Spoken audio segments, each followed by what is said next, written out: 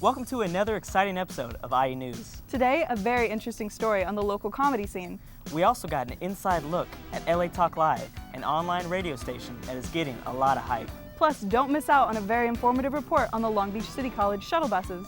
And we have the continuation of our election 2012 coverage. There will be more IE News right after this. So stay tuned.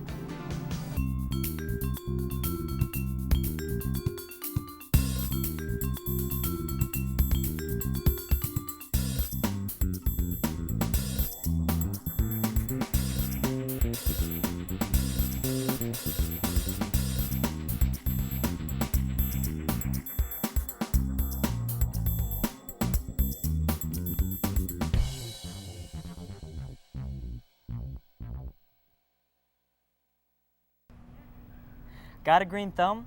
Then you don't want to miss the LBCC 40th Annual Horticulture Club sale going on from April 4th through the 7th from 9 a.m. to 6 p.m. at the Horticulture Gardens on the Pacific Coast campus. Not only will there be a wide variety of vegetations to choose from, but you'll love the great prices. All proceeds will benefit the horticulture program for student scholarships, field trips, and community projects. The athletic department invites you to participate in the annual Rabbit 5K Run Walk and 1K Kids Fun Run on Saturday, April 7th. Registration will be held at Veterans Stadium Track from 6:30 to 7:50 a.m. for the 5K beginning at 8 a.m. and the Kids Fun Run beginning at 9 a.m. Registration prices are $30 for non-students and $20 for LBCC students for the 5K and $20 for the Kids Fun Run. The LBCC Art Gallery is pleased to announce the opening of the exhibit Candor in honor of Mike Kelly. The exhibit is being held at the Art Gallery located in the Liberal Arts campus at K100 and runs through April 6th. Gallery hours are Monday through Thursday from 10 a.m. to 4 p.m., Tuesdays and Wednesdays from 6 to 7:30 p.m., and Fridays from 10 a.m. to 3 p.m. The exhibit is free. Becoming a notary public could help you earn some extra money. The Center for Training and Professional Development is hosting a workshop on Saturday, March 24th from 8 a.m. to 4 p.m. You'll learn about current legislation, prepare and register for the State of California exam, and receive a training certificate. Check out the LBCC website for more information. We'll be right back with more IE News after this.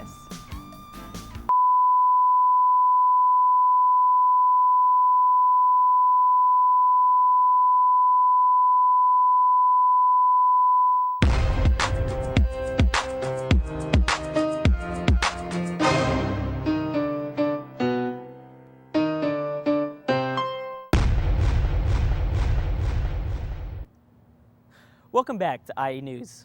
Are you a fan of stand-up comedy? Our very own comedian and reporter, Jerry Brandt, took some time to check out the Long Beach comedy scene. On a Tuesday night in Long Beach, a group of comedy fans applauds the last comic of the evening at the Gaslamp Bar and Grill. All comics dream of performing at the Comedy Store, the Improv, and the Laugh Factory. But for many Long Beach comedians, that dream begins in a place like Laganero's Internet Cafe, which hosts an open mic every Tuesday at 7 p.m.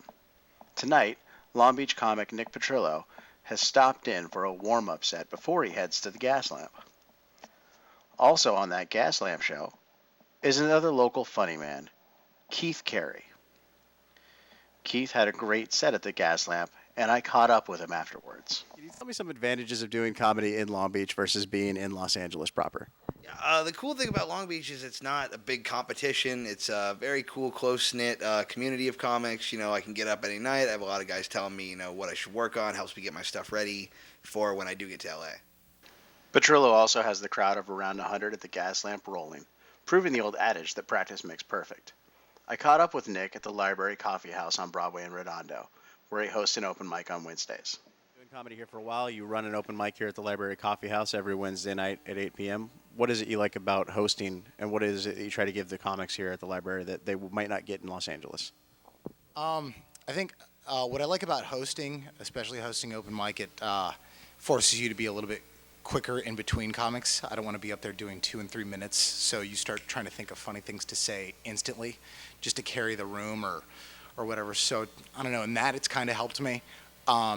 Versus what I like about doing stuff down here is that you get to see a lot more, I don't know, like I said, a lot more comics doing a lot more time. So I think over that amount of time too, because I'm giving anywhere between 8 to 10 minutes or 15 if it's a comic that comes from a long way. I'll give them more time. When you do that, you see more elaborate and just more experimental stuff. You know, people talking about something else. You know, not just quick liners, which I love. I love one-liners too, but you know, you do see people digging into something a little bit more, maybe experimenting a little bit more on stage because they have more time to play with. But So there you have it, a look at the comedy scene in Long Beach.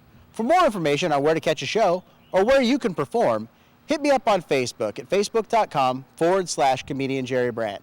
I'm Jerry Brandt for IE News.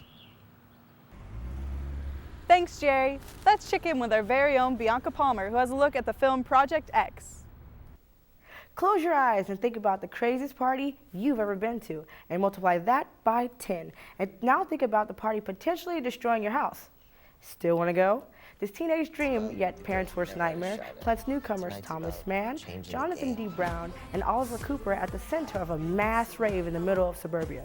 The three best friends, on a quest for popularity, find themselves strapped into a wild night full of gut-wrenching laughter, little guys in the oven, flying dogs, and plenty of awkward moments.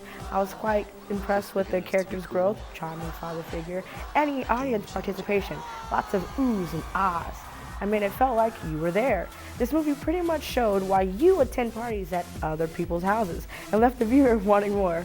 With its action, comedy, and slight romance, not to mention the cam handling, which wasn't as shaky as I thought it would be, Project X definitely lived up to its hype, so I'd give it 5 stars. On that note, I will end this tale with the do not try this at home warning. I'm Bianca Palmer. Thanks for watching this week's movie review. Thanks, Bianca. We'll be back with a look at this week's weather in just a moment. Stay tuned.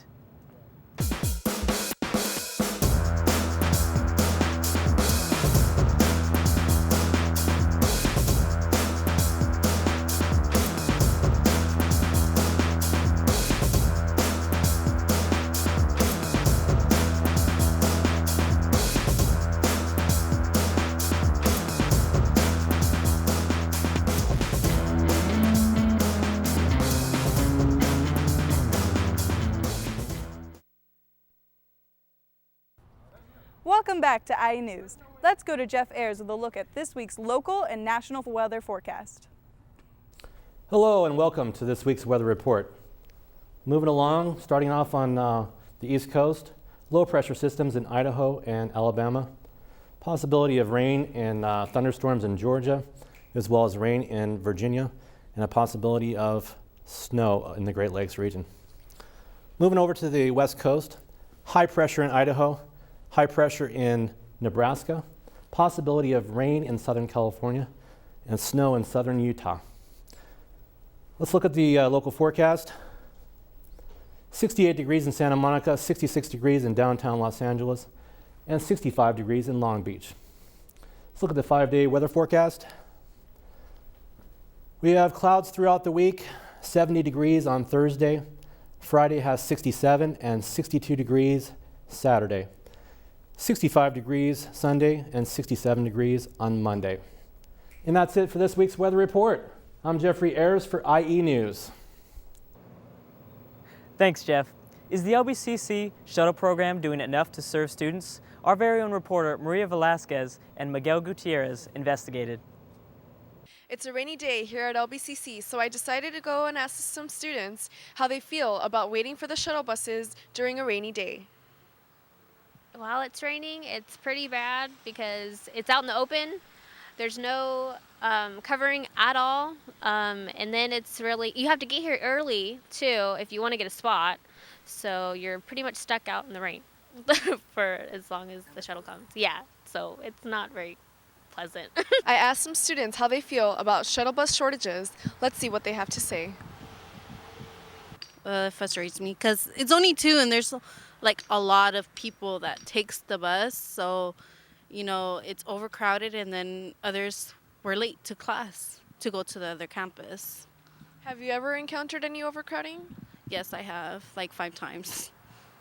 So what do you think that LBCC should do in order to stop this? They should add the other 2 buses. I mean, what's the problem? Like, we need transportation. Those that don't have it, we need it to get to the other campuses. And the rain, like, come on, it delays. We also asked the students if they knew that LBCC had more than 2 buses, how often they run, and if it has ever made them late for class. Yeah, there's only 2 running. I know that, like, in the morning it's every 30 minutes, and then I think an hour after that. And my boyfriend, he has class late at night too, so it's hard for him to use the shuttle later because he doesn't have a ride back or anything. Have you ever waited for more than 30 minutes? Yes. Yeah, because there'll be too many people, and then they'll have to kick people off, so I'll have to wait another hour. That sucks, man. Why can't 4 of them run? Because they can't constantly come, so I'm late at class and I'm getting in trouble. But it's a struggle because I have a class over there, but all my main classes are over here, and I don't have a car. You know, I'm just a college student. There's too many students, and with 2 shuttles, we have to wait until they come again. So it also takes too much time. My class, I was a couple minutes late. For many students, driving out in the rain is no big deal. However, students who don't drive have to put up with waiting in long lines, overcrowding, and even rain. I'm Maria Velasquez with IE News.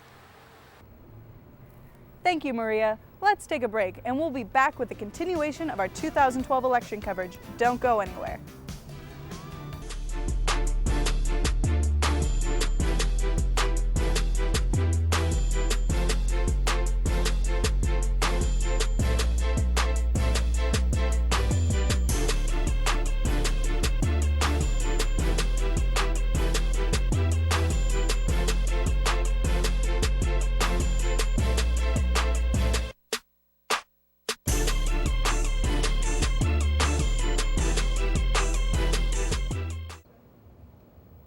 Welcome back to IE News. Our election 2012 coverage continues today as our very own Michelle LaCour sat down with Suja Lowenthal.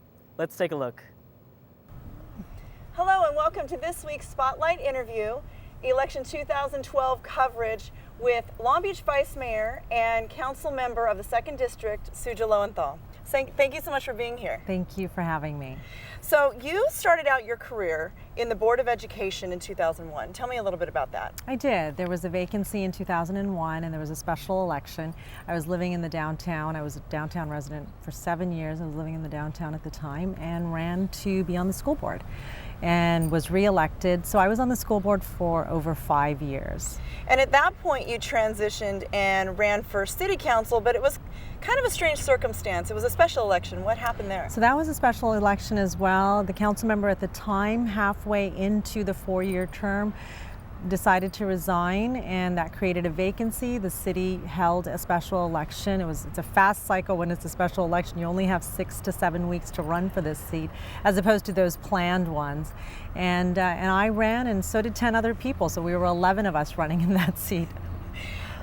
And then when you ran for re-election 2 years later, because of the special election, it was only 2 years later that you had to run again. You were unopposed at that time. Right. So in '98, when the full 4-year cycle came up for renewal, re-election, no one filed to run against me, and so I stayed on as the presumptive re-elected council member. And so now is the first time, 6 years later, that we're actually having an election with opponents. Now you are running, 2 people running against you are Janet Ballantyne and Mike Kamer.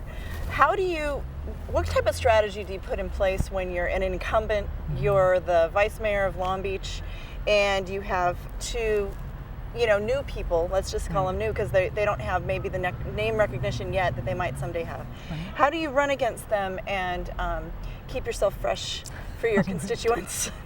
and still energetic to do your job. Yeah. Right. The job doesn't stop. So as busy as we are as council members, and then there are things I need to do as vice mayor as well. In terms of strategy, I think as a public servant that's been serving the public officially in almost 11 years, I'm just going to continue in that narrative. I have a great public service narrative.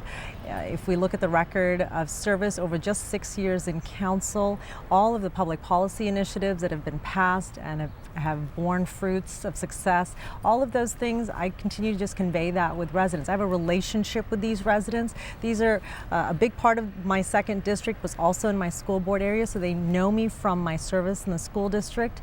They know me now. And the thing about local service is it's very local, it's very personal. So the public policy initiatives that I've worked on, the multi-year ones especially, they require public scoping. I choose to have public scoping in the beginning in order to be sure that this is a direction that this district, this city wants to go. And so a lot of these residents have had an opportunity to work on the initial phases of any strategy, whether it's water quality or the downtown land use plan update, the bicycle mobility infrastructure, all of those things people have had an opportunity to participate in. So in terms of strategy, I don't, other than running an actual campaign and having mail pieces out describing the work that's been done, a lot of these folks know of the work and they have a relationship with the person that's been in office. Can you describe a little bit of the boundaries of your district, because they're unique? I think it's a very neat district. It's small geographically, unless you include the port. The port is in the second district. A majority of the port is in the second district. But where we actually have residents, it's the downtown, you have the historic neighborhoods, you have Alamitos Beach neighborhood, you have Rose Park, you have Craftsman Village, you have the Hellman area, you have Carroll Park, and so it's a great snapshot of the entire city, which makes it a wonderful platform to work on policies that are relevant citywide. And it includes several parks. It is park poor in that it's such a dense, small area, but if the coastline is included as a park as well, which is a little unfair, but we have half the coast. We have Bixby Park, we have Rose Park and Carroll Park and smaller parks in between. Well, we have we've banned plastic bags in our town, which apparently there's a little bit of controversy about that. So could you kind of explain to us about the Long Beach bag tax and then some of the controversy that's come up about it? So it's the Long Beach plastic bag ban, and we have no tax on it. What it is if we've banned plastic bags at large grocery stores and at smaller stores that sell groceries. So not all stores had to participate in the ban, but your standard grocery stores do, and Target certainly. And the fee that you pay if you find yourself at a store and you don't have a bag that you've brought in yourself, a reusable bag, and you want to purchase a paper bag, it's a 10-cent fee. It's not a tax. We would never be able to impose a tax unless voters voted on it. I think the issue, I'm not so sure it's so much a controversy, but really the strife, if we look back historically to every major behavioral change we've had to make, whether it's not smoking indoors, not smoking at restaurants, not smoking at bars, all those things, wearing a seatbelt in the 70s when that became a mandate, all those things, all those behavioral changes, we've had pushback. People don't like to be told what they can and cannot do. However, if as a city we wait for a collective coming to our senses, what continues to happen is the degradation of our beach water quality, the degradation of our streets because litter is abound, and single-use plastic bags are notorious. They take flight. You know, you catch a little bit of wind. They do take flight. They do take flight. They're like balloons. And pieces come off of them and they shred. They shred, and we find those shreds when you do toxicology on marine life.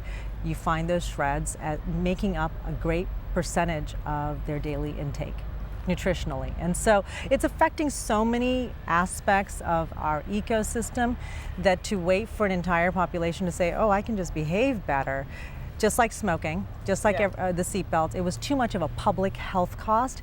This became too much of a public expenditure. That 10 cents, where does that go? That goes to the grocery store or the mom and pop store, wherever you're paying that for them to replenish the fee that they had to pay for the bags. So they get the full 10 cents? They get, the city doesn't get anything? The city gets nothing. Okay. The 10 cents goes to the store. Well, we have an election coming up soon. we wish you the best. Thank Is there any you. other any final words you'd like to say? You know, I love this city, and I'm so happy to have had the privilege of serving residents in these 11 years, and I'm raising a family here, and it's a great city. It's one, and so I'm encouraged by people who run for office, whether they're running against me or an open seat. I'm encouraged by that because it demonstrates that it's a great city, and there are people that want to be involved, so I love that. Great. Well, thank you, Ms. Lowenthal, for being here. Thank you. This is Councilmember Suja Lowenthal and Long Beach Vice Mayor. And this is Michelle LaCour for IE News. Thanks, Michelle. Looks like it's going to be an interesting race. We'll be back with more election 2012 coverage right after this. Stay tuned. Now that I got your attention, do you want to make movies or be a radio DJ? Yeah! I thought so. Well, come check out Long Beach City College's radio and TV department. Hey, stop playing with those buddies and get to class, young man. No, not that class. Here at LBCC, we have hands-on training, so ditch that boring lecture. Here we'll teach you state-of-the-art equipment, and in no time, you'll have the right tools to make your very own movie.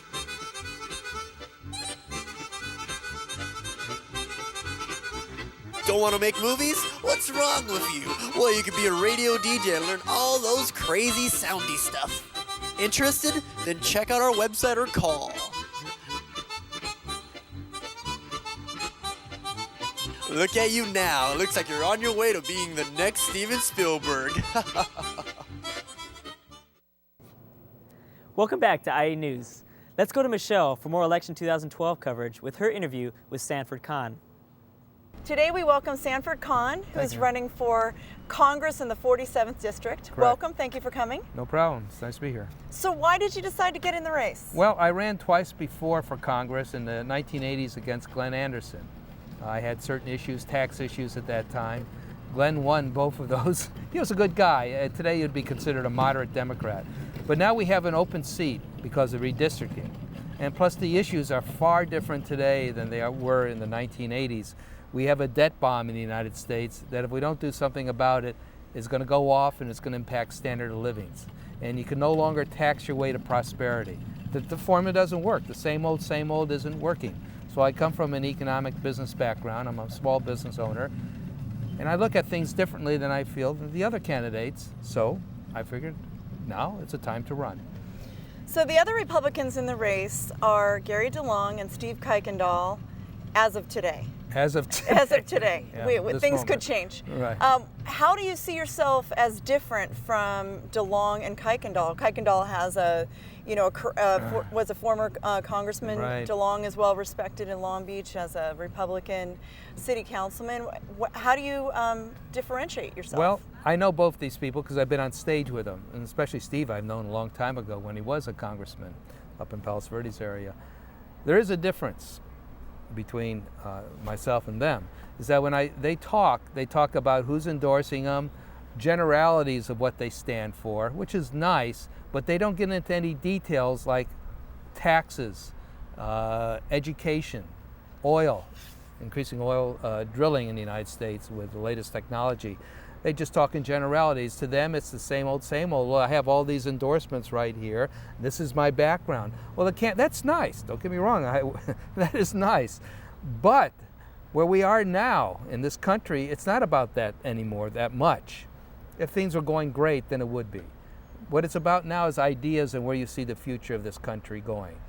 And that's where I'm coming from. So your ideas, what would you say is the most important thing you'd like to accomplish if you were elected congressman? Okay, the two most important things to me, as I told one audience, if you sat me in a room and there was only one exit and he had some NFL players guarding that exit and saying, Sanford, you're not going to leave this room until you tell us the two most important things that you feel strongly about. Whether you accomplish it or not, it's different. One person doesn't accomplish too much. But the two most important things you feel strongly about are, to me, a flat rate income tax of between 15 to 17% with a large standard deduction for those that are at or below the poverty line, so don't pay any federal income tax. That would be indexed to inflation. Outside of that, let's say 16%, 15 to 17, let's say 16, anything above that, flat, 16%. Warren Buffett, You, anybody, anything above that, they all pay 16%.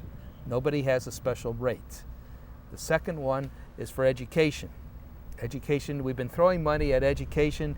Education doesn't need more money. You will not reform the bureaucracy, the educational bureaucracy, by throwing money at it. Education needs competition. I strongly support vouchers, where guardians of children, or parents and guardians, legal guardians of children, should have the right to pick where they want to send their kids, to either public, private, or parochial school. They should have the right. They know what's best for their kid. They should have that right to decide. It's their money anyways. It's their tax money. Government doesn't create money out of thin air unless you're federal government and then you run the printing presses, but still, it's their money. They should have that right to send kids. And with competition, you'll see major changes in education. They'll now respond to the marketplace. And how do you reach out? You're a Long Beach guy. How do you reach out to Orange County? That's why I'm spending a lot of time in Orange County. So what do you do? How do you get out there and meet? You have Chamber of Commerce's, other meetings. You get invited to clubs and organizations. They call the Registrar of Voters in Orange County. They have my number and my email address, and they invite me, plus some unique advertising I'm doing, which right now is sort of confidential because it's strategy, but it is fairly unique. Are there any other issues that you feel strongly about? Well, besides those two big issues is I want to make OPEC irrelevant for this country, and I want to increase domestic drilling using the latest safeguards, environmental safeguards. What good is it to do to increase domestic production, excuse me, if you poison your water? It does nothing, accomplish nothing. But I don't want us to be dependent on the Middle East at all. We have an abundance of energy here, including natural gas. I like to see a lot of, and it's going to happen no matter what because of the disparity in prices between natural gas and gasoline, that a lot of cars and trucks are going to convert in the next few years in mass to natural gas. You already see it in Long Beach. I see it all the time with natural gas buses here. And also in Los Angeles, there's a lot of natural gas buses running. A lot of the pickup trash trucks now are natural gas driven. So I'd like to see that. Another thing I'd like to see is the inheritance tax, otherwise known as the death tax, eliminated. People worked all their lives to build up an estate. They already pay taxes on that, sometimes multiple times. That's their money to pass on to their heirs, their children, grandchildren, whatever. And it should stay in the private sector. It should not be sucked away by government to be spent on Solandras and who knows what other pet projects. Any administration, Democrat or Republican, I'm not knocking the Democrats. Republican administrations have done it too. George W. Bush has done it. They all do it. Maybe one does it more than another, but who cares? That should stay in the private sector and go into new investment. Okay. Well, thank you so much for being with us today. We really appreciate it. It was nice to meet you. Sanford Kahn. This is Michelle LaCour for IE News. Thanks, Michelle. We'll continue our election 2012 coverage on our next show. If you'd like to make great television with us, check out the radio and television program at LBCC. Give us a call at 562-938-9892 for more information. We also have an amazing club that you can join, the LBCC Television Production Association. Let's have a look at some of the work and see what it's all about.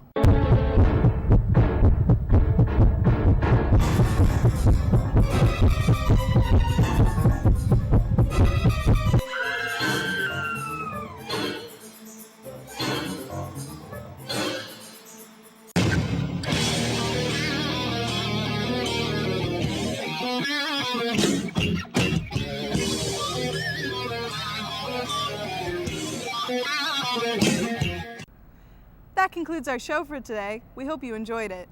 Stay classy, Long Beach.